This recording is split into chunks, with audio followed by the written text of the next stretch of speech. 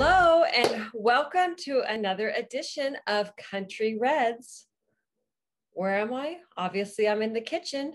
I'll be attempting to make my famous Spanish rice that I learned from my mother-in-law, and everyone seems to enjoy it. Every time we go to a potluck or we're doing some sort of fiesta, they always ask me to make the rice. It's super easy.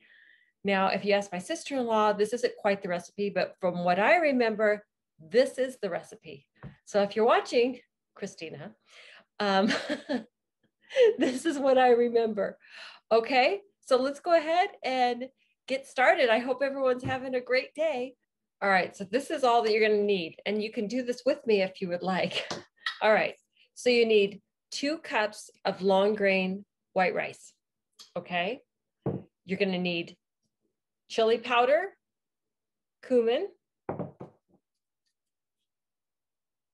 Sorry, if you've got MSG issues, you're not gonna wanna use Nor, but this is what she used. You could probably use like tomato paste or salsa or some other bouillon that you're gonna need. So we've got the bouillon, the tomato bouillon, and the secret ingredient is pico pica. It adds kind of a distinct flavor and adds a little kick to it. And you can add as much as you want to that. All right, so let's start heating up our pan. I use olive oil. Olive oil can reach temperatures of 410 before it starts smoking, because we want to get our rice in the pan. We want to stir it till it's brown. So let's get started, okay? Okay. We're just gonna, and please don't walk away from this process. I mean, if you want to go get hot water or whatever. So I want to make sure that my rice is all coated. Do you see that? So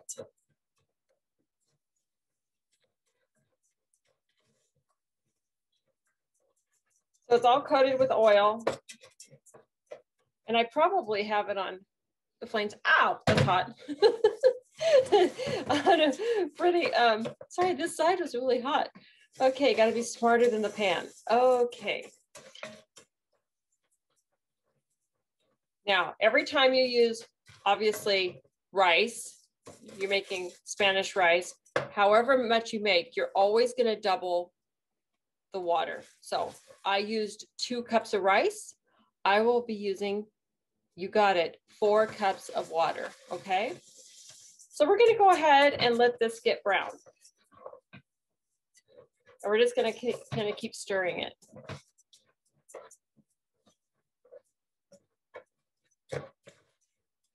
I'm gonna set my timer so I can let you guys know how long this actually took to get brown. So probably less than 5 minutes, but we'll see, and we'll get back to you. Okay, so it's been about 3 minutes, and you can see how golden brown the rice is. And I've just kind of constantly stirred it.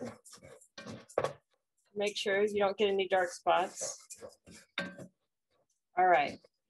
I'm ready to add my water. Some people say you can only use cold water. This is warm water. So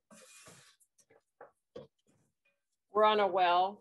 So the water seems to be, we drink it. I haven't grown any feathers or anything, so. Okay, and be careful when you do this. It's gonna steam, as you can see. It's hot, and it's gonna bubble. Just let it do its thing. It's gonna calm down. So, and again, you don't have to be exactly 4 cups. I sometimes go a little over, just because a little extra water is not gonna make it mushy. I mean, I'm not gonna add 5. I'm just gonna add a little bit over 4 cups, probably 4.5. All right, that's all we're doing for right now. We can just calm ourselves. All right, but now we got to add the bouillon. How much bouillon? All right, so for every cup of rice, you're gonna add, that's probably too much, but about a tablespoon, a little less than a tablespoon.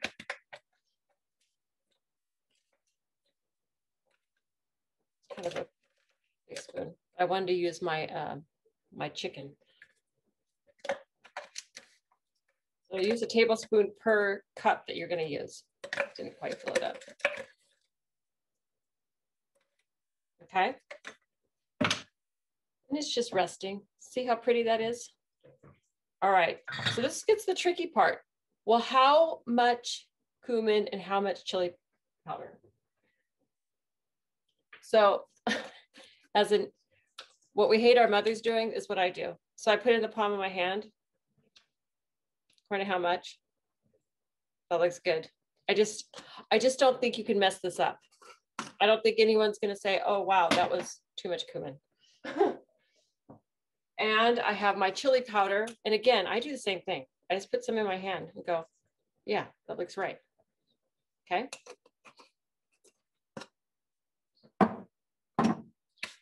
All right, but now we get to the tricky part. How much pico pico are we going to use? Well, depends on how spicy you want it. So you can actually just do a couple. You'll see a couple globs. Like I said, if you don't like it that spicy, actually this is going to be very spicy. So how do I know how this tastes? How do I know if I like that I've added enough flavor to this? Well, remember, whatever your water tastes like is pretty much how the rice. So if your water's a little bit strong, that's okay, because remember, we're making a lot of rice and it's got to soak in. So don't get all stressed. So what I do is I just usually get a teaspoon and get some of the broth, and I usually taste it. And it's perfect. In fact, to be honest, I probably am going to make it just a little spicier, just because it is just rice. All right. So now I've got this on medium, but it's starting to, as you can see, it's starting to boil. So what I'm going to do is I'm going to turn it down to low. I'm going to put the lid on and I'm going to put the timer on for 15 minutes. Okay. Walk away. Put your timer on though, so that you can come back. Okay. Okay. So as you can hear, there's my timer. It's been 15 minutes. So I turn that off and let's take a look at it. Okay, it looks pretty good. You'll see that kind of there's a kind of a wet ring. It's still pretty, but that's all right. That's okay. That's what it should look like. It should, because we just want to give it a stir. We're going to let it sit for another 5 minutes. Okay, so the timer's gone off for 5 minutes. Going to turn that off and let's take a look. Let's see what we got here. Okay, looks good, looks fluffy. Now, how do we know if it's done? Well, again, this is not pasta.